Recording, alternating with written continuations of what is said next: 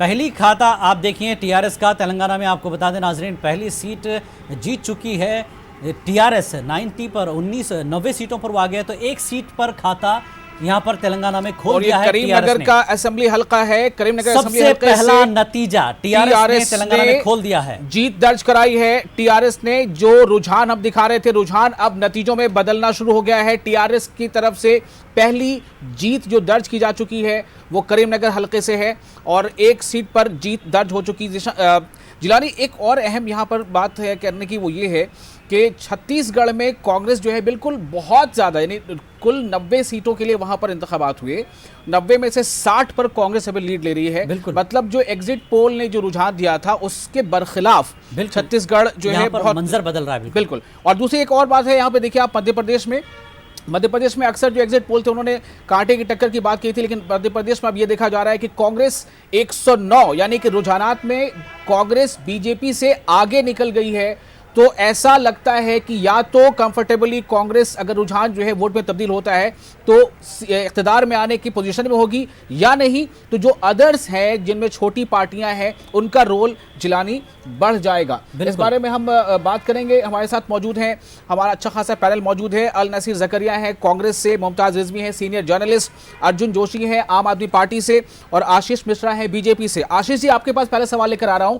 मध्य प्रदेश में, छत्तीसगढ़ में, राजस्थान में, तीनों जगह पर अगर बीजेपी को शिकस्त होती है तो क्या माना जाएगा कि इन रियासतों में अवाम खुश नहीं थे उनके कामकाज से?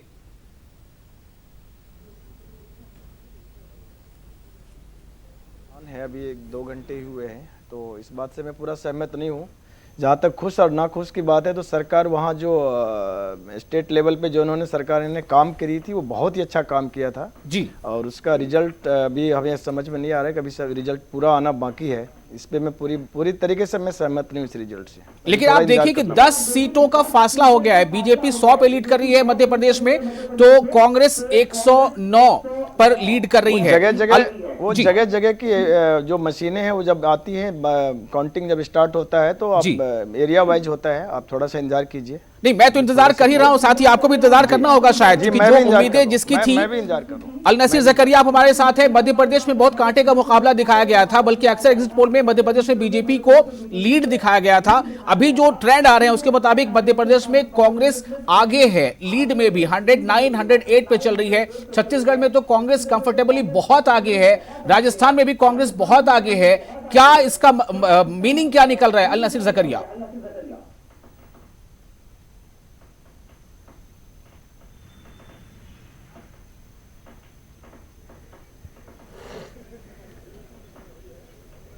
अल नसीर जकरिया साहब, आपको मेरी आवाज मिल पा रही है? उन्होंने भरोसा किया। हाँ बिल्कुल आ रही है आवाज में, बोलिए। तो राहुल गांधी ने जो एक पैन इंडिया लेवल पर कैंपेनिंग की और उनका जो इमेज लोग पर्सनल लेवल पे डैमेज करना चाह रहे थे, लोगों ने उसे तस्लीम नहीं किया और आज अवाम ने कांग्रेस पर भरोसा किया और इंशाल्लाह सुम्मा इंशाल्लाह हम इस भरोसे को कायम रखेंगे और खरे उतरेंगे।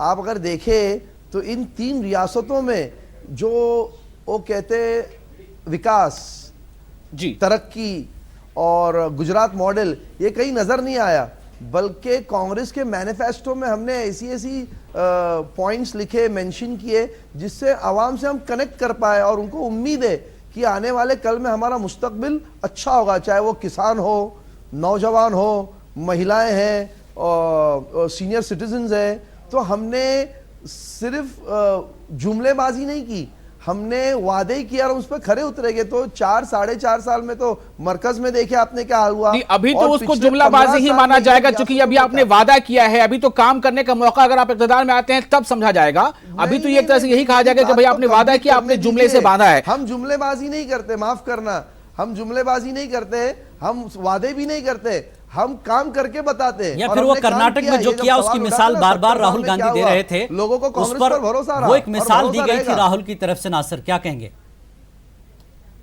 कर्नाटक में जिस तरह से किसानों का कर्जा माफ हुआ था? हाँ देखिए, किसान का जो मुद्दा है, किसान जब आत्महत्या करता है, वो किसान को कहते हैं अन्नदाता, हमें रिस्क पहुंचाता है, रिस्क पहुंचाने वाला तो खुदा है, लेकिन इनके जरिए पहुंचाया जाता है। तो आप एक ऐसी बड़ी तबके की जमात को नजरअंदाज करो।